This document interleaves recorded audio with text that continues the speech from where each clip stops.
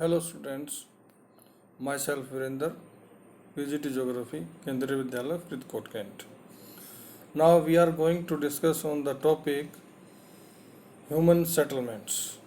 This is the part of second book and human settlement. First of all, we must know that what is the meaning of human settlement. There are two words given, human and settlements. Human means man.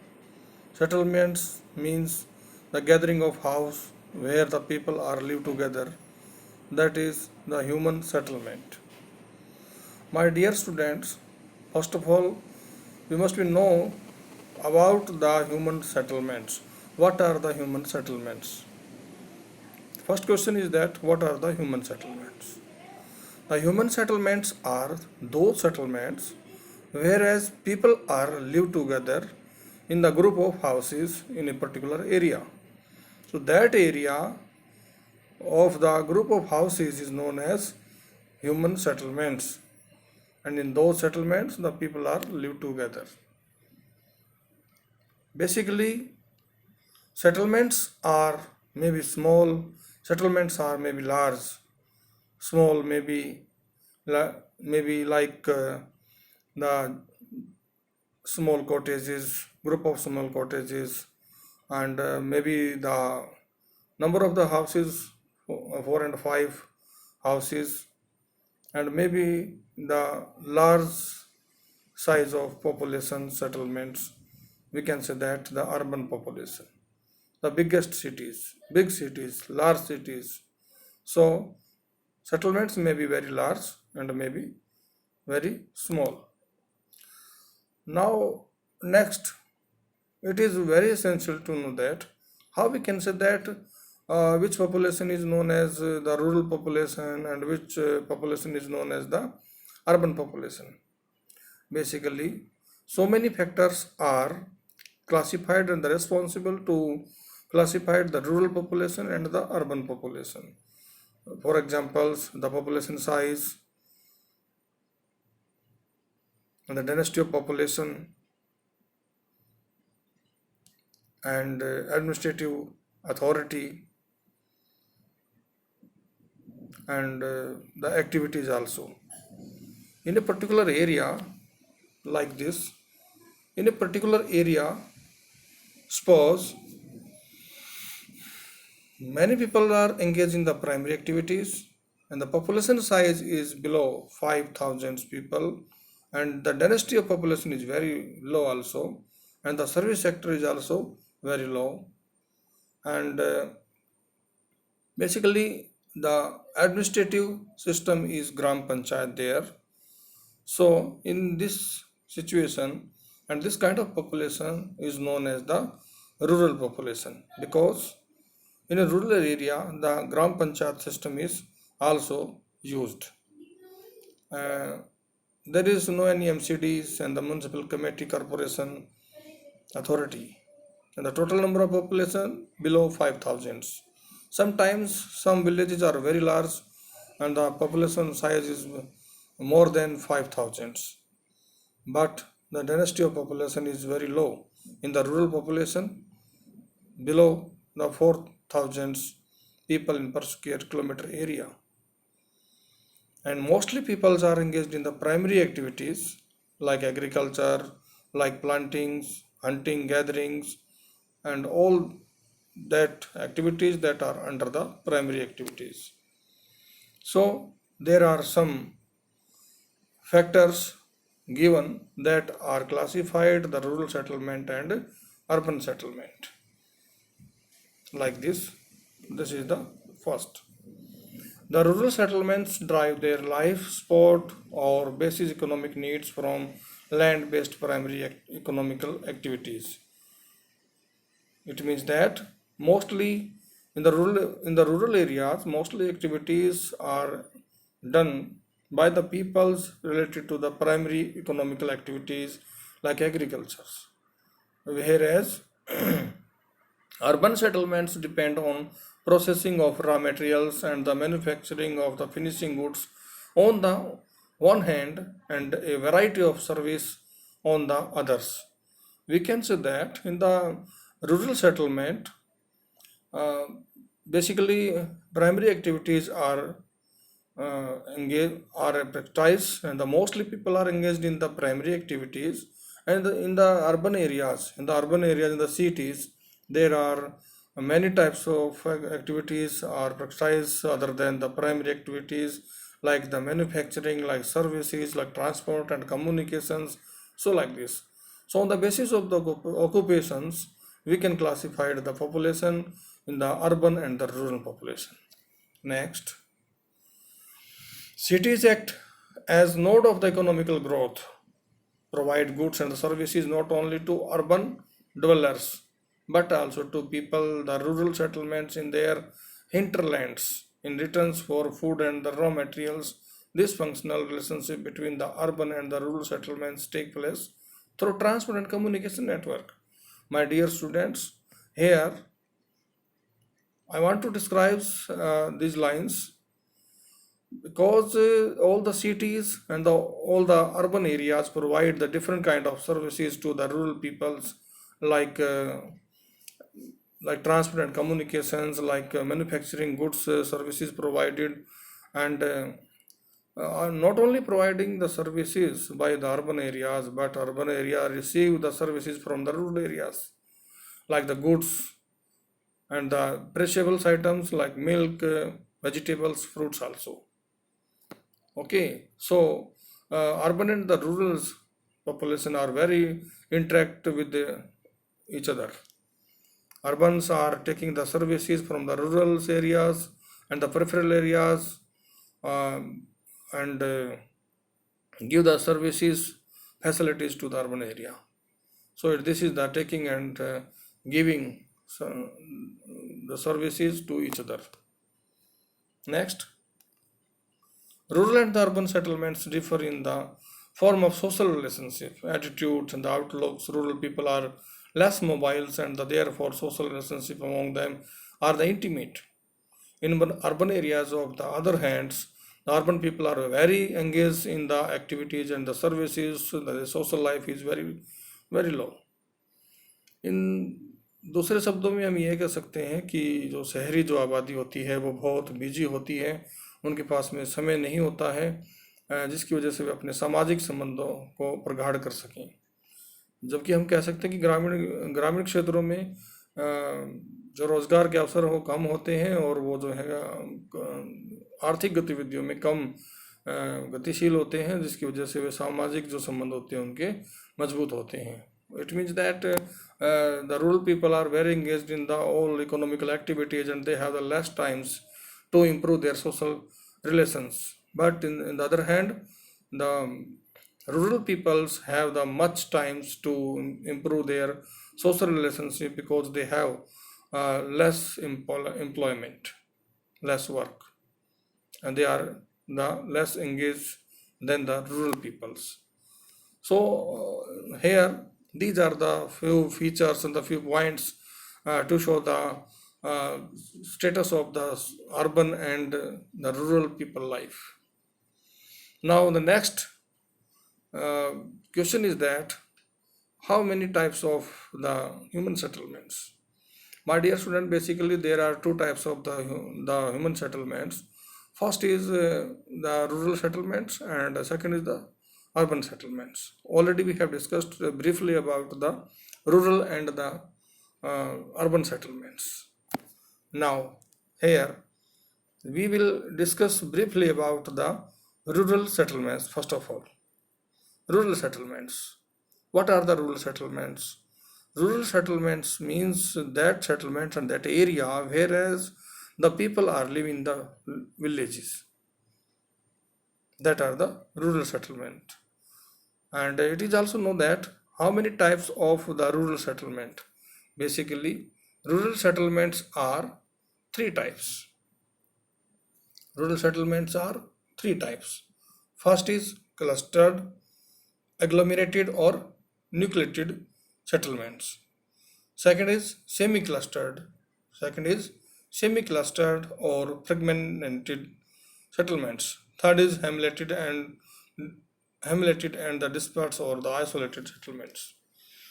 My dear students, first of all, here need to describe the clustered settlements. The clustered rural settlements is a compact or the closely built up area of houses in these types of the villages. The general living area is distinct and the separated from the surrounding farms, barns, and the postures. The closely built up area and its interesting steps present some the recognizable pattern or the geometric shape such as the rectangular, radials, linears, etc.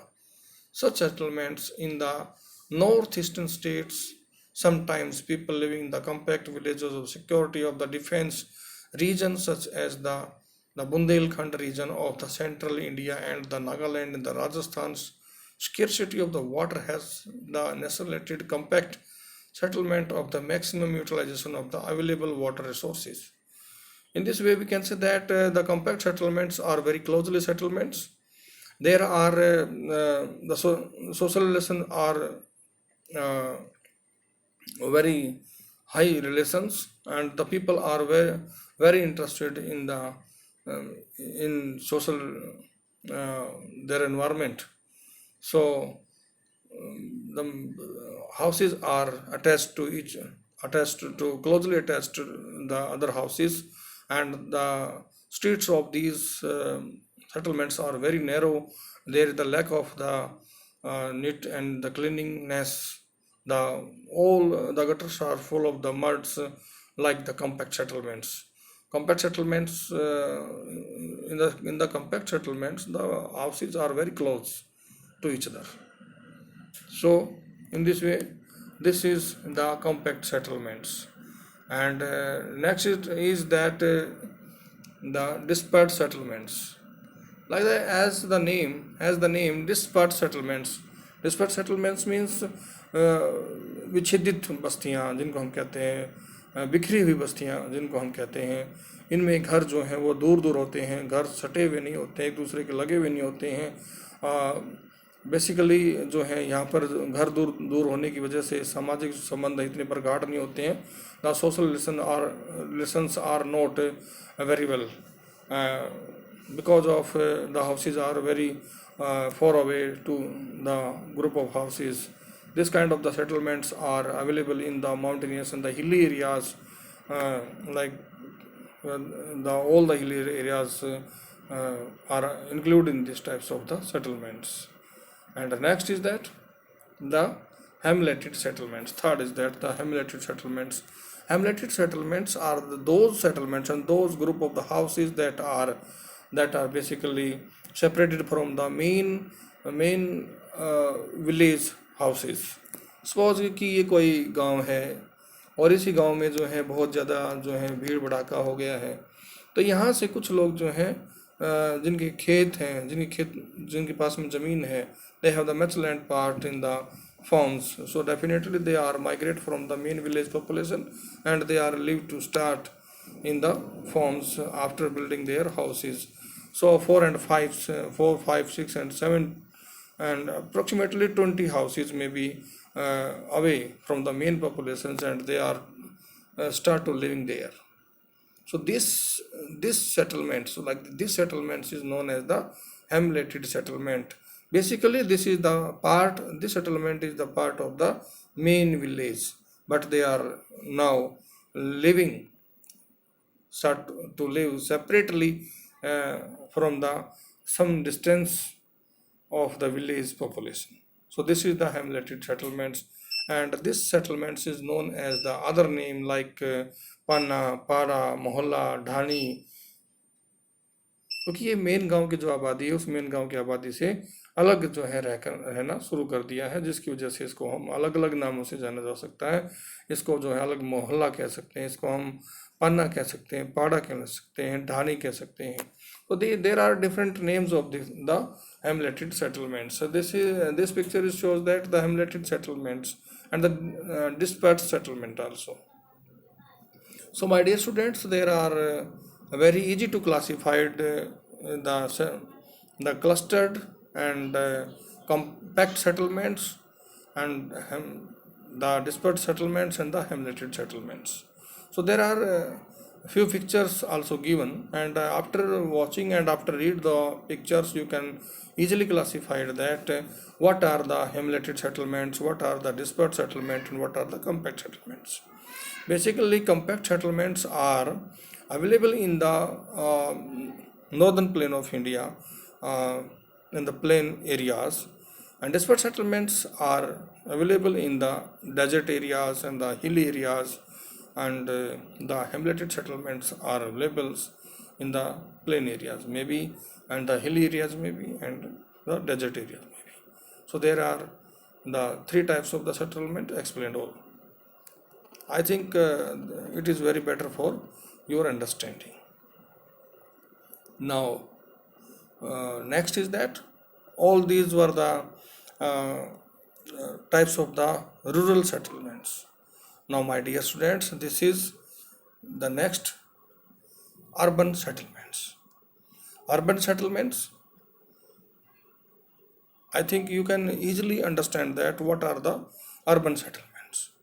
Urban settlements, how we can say that in a particular settlements, maybe urban settlements. What are the main conditions uh, for urban settlements?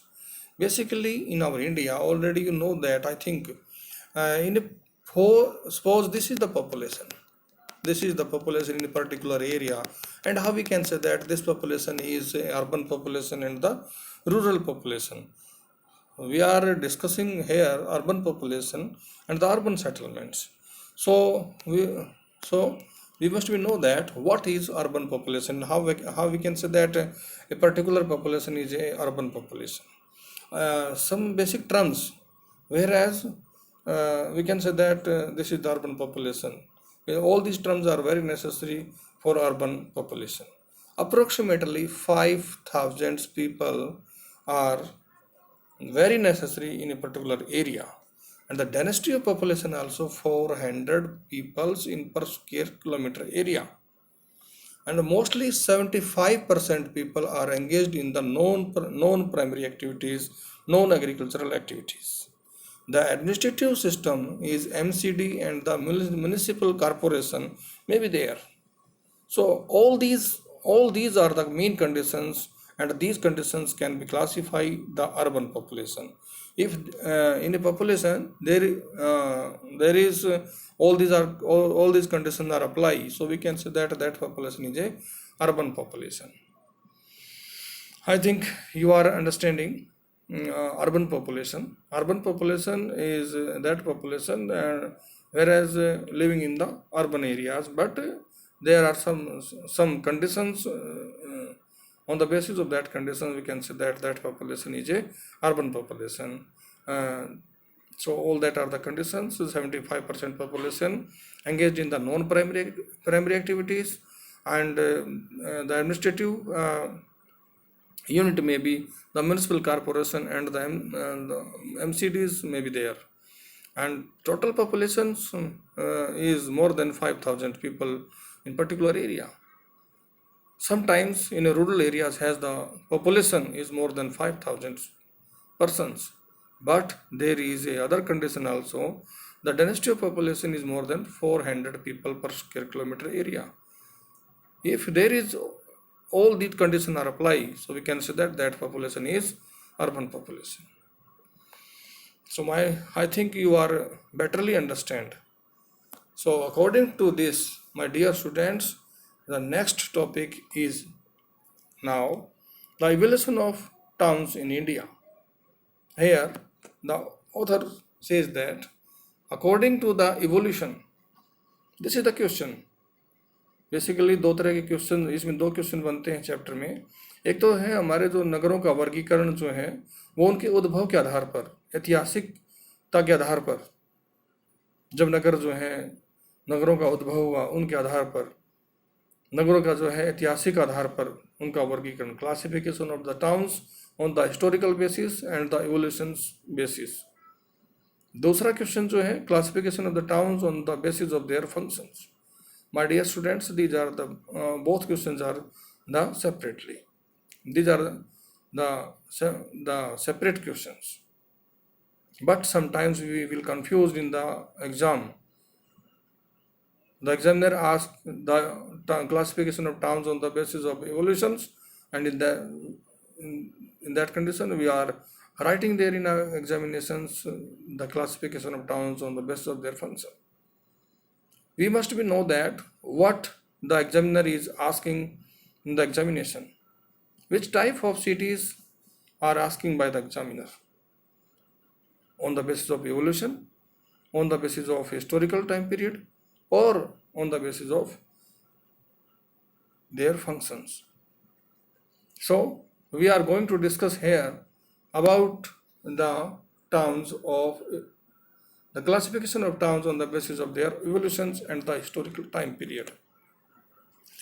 Towns flourished since prehistoric.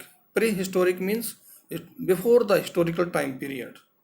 Times in India, even at the time of Indus Valley civilization, मतलब सिंधु घाटी की सभ्यता से पहले के दौरान towns like the Harappa and the Mohenjo-daro were the existence.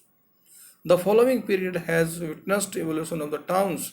It continued with the periodic ups and the downs until the arrival of the European in India in the 18th century. On the basis of their evolutions in different period, Indian towns may be classified as.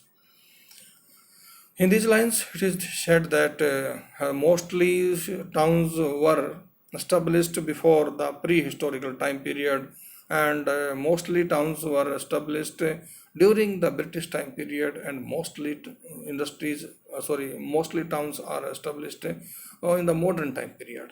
So according to the origin of the towns, there are three types of the towns classified. First is that the ancient towns. Ancient towns प्रागैतिहासिक नगर, मतलब प्राचीन नगर, जिनको हम कहते हैं प्राचीन नगर. Medieval towns मध्यकालिक नगर, मतलब जो मॉडर्न टाउन्स आधुनिक नगर. मॉडर्न टाउन्स और एंशियंट टाउन्स, प्राचीन और आधुनिक नगरों के मध्य जो नगर डेवलप हुए उनको हम मेडिवल टाउन्स कहते हैं. So ancient towns, we will discuss about the ancient towns now. There are number of towns in India having historical backgrounds spanning over 2000 years. My dear students, ये कहना चाह रहे हैं कि यहाँ पर जो है हमारे इंडिया में जो है मोस्टली टाउन्स जो हैं 2000 साल पहले जो स्टार्टिंग में जब डेवलप हुए थे उनको हम एंशियंट टाउन्स प्राचीन नगर कहते हैं. Most of them develop as the religious and the cultural centres. ये ज़्यादातर नगर जो हैं ये धार्मिक और सांस्कृतिक नगरों के रूप में जो है विकसित हुए थे. For example, Varanasi is one of the important towns among these. Varanasi जो है इनमें से एक मुख्य उदाहरण है. प्रयाग, जिसे प्राचीन नाम प्रयाग है, आज आधुनिक नाम उसका इलाहाबाद है. पाटलिपुत्र प्राचीन नाम है और पटना जिसको आज आधुनिक नाम से जाना जाता है. तो Madurai are also some others examples of the ancient towns in the country. So all these towns like the Varanasi, like the Patliputra and like Madurai, all these are the examples of the ancient towns. Now next is that medieval towns. About 100 of the existing towns have their roots in the medieval periods.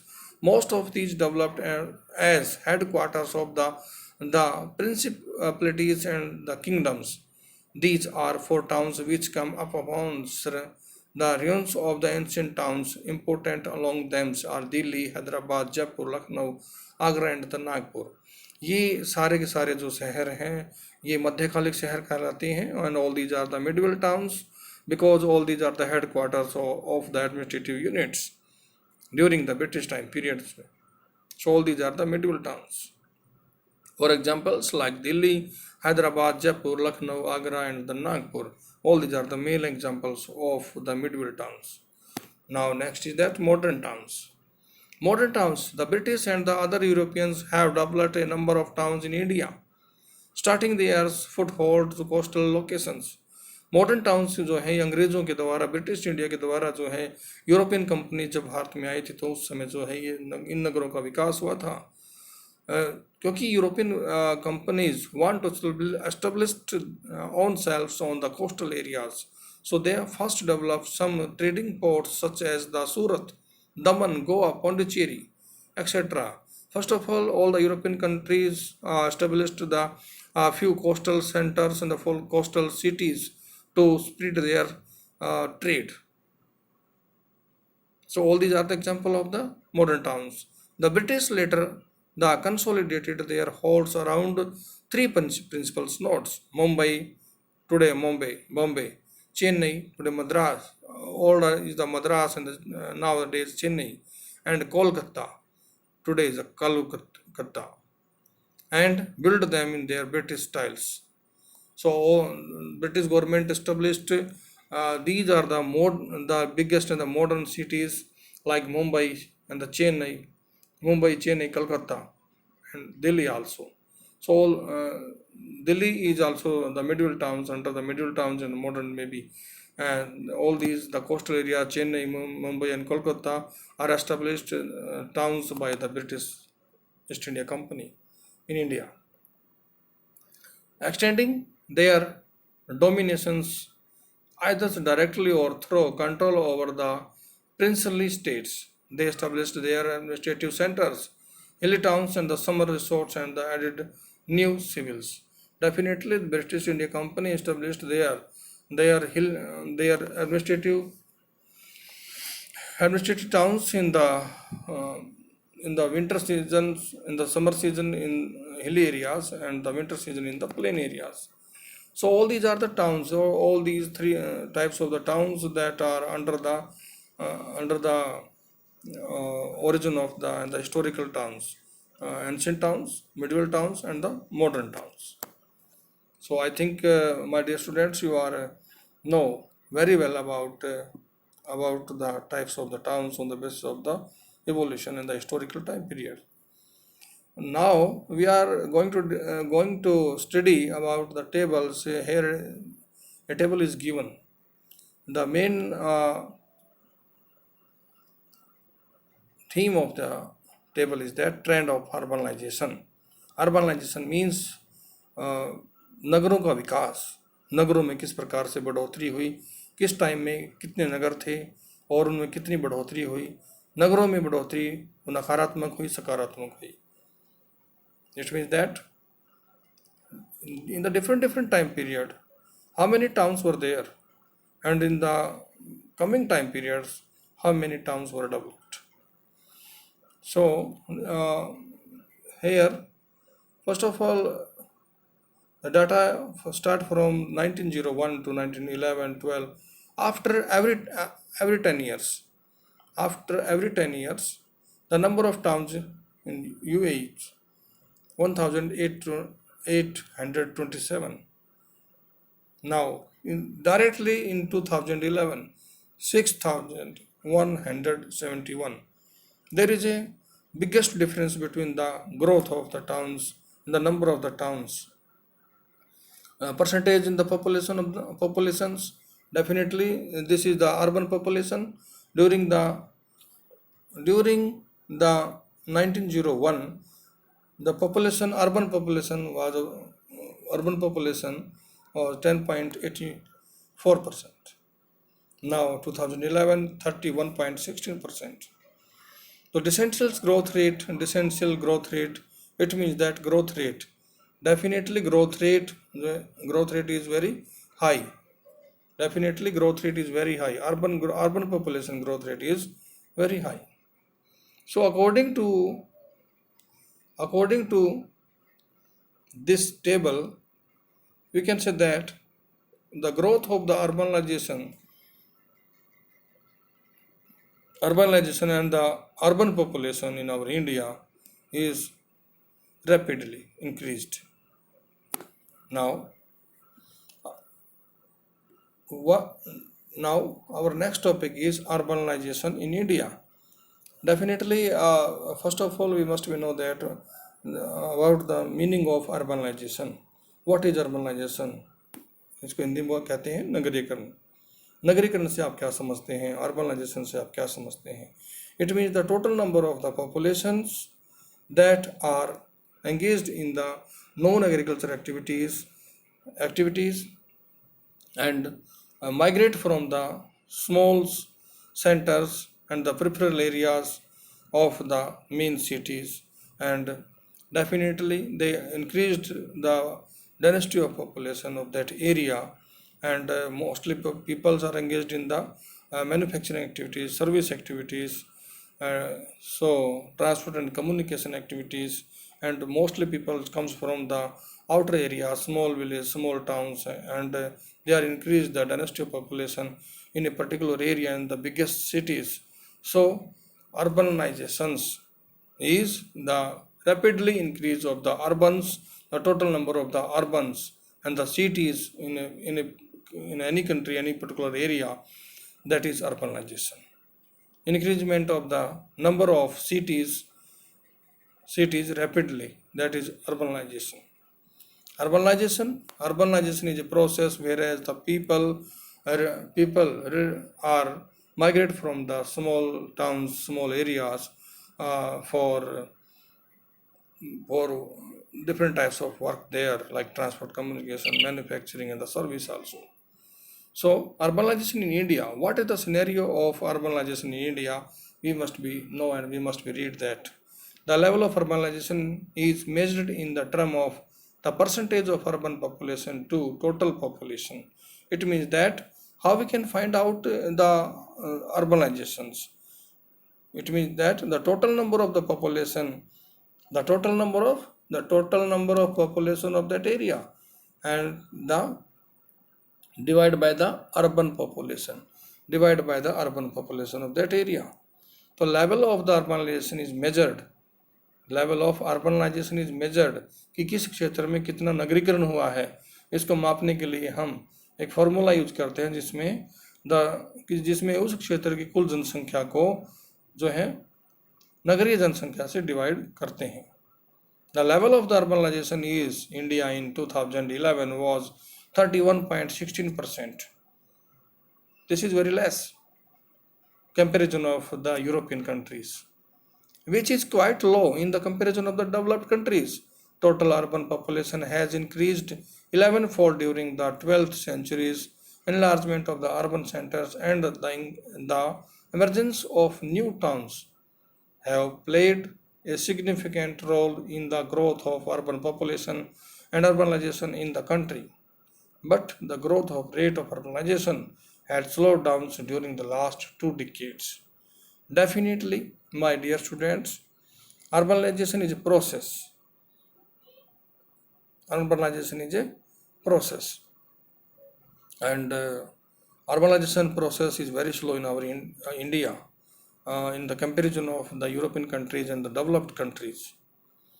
And urbanization process, according to 2011, 13.16%. So according to this data, this is the urbanization ratio in our India. So my dear students, I think it is enough for today, and I think you will be very beneficial for this lesson, and you must be try to understand, try to be read, and try to be think, and try to improve your skills regarding your learning process. So thank you very much, and you can revise after listening and after watching this video. Thank you very much.